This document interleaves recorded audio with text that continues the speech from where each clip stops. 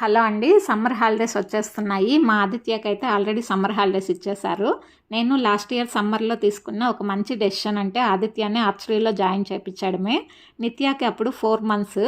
ఆదిత్యని dropping, pickup కష్టమవుతుంది. Join చేద్దామా వద్దా అనుకున్నాను. కానీ ఇంట్లోనే ఉంటే క్వాలిటీ టైం ఇవ్వలేనని జాయిన్ చేసేసాను.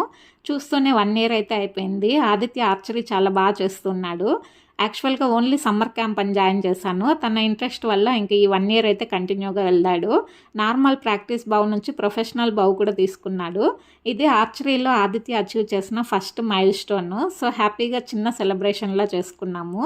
ఆదిత్య ఇక్కడ ఓన్లీ ఆర్చరీనే కాదు, ఫిట్‌నెస్, ఎక్సర్సైజెస్, అలానే కొత్త ఫ్రెండ్స్, కొత్త ఆటలు చాలా బాగా ఎంజాయ్ చేశాడు. మనము పిల్లల్ని స్పోర్ట్స్‌లో జాయిన్ చేయంగానే అక్కడికెళ్ళి ఏం నేర్చుకుంటున్నావు అని వాళ్ళ మీద ప్రెషర్ పెట్టకూడదు. నేషనల్స్, ఇంటర్నేషనల్స్ లెవెల్‌లో ఆడడం కంటే కూడా డైలీ హ్యాపీగా ఇలా 2-3 అవర్స్ అవుట్‌డోర్ గేమ్స్ ఆడడము, కాంపిటీటివ్‌గా ఉండడము, అన్నీ షేర్ చేసుకోవడము, ఇవి నేర్చుకుంటే చాలనేదే నా ఒపీనియన్.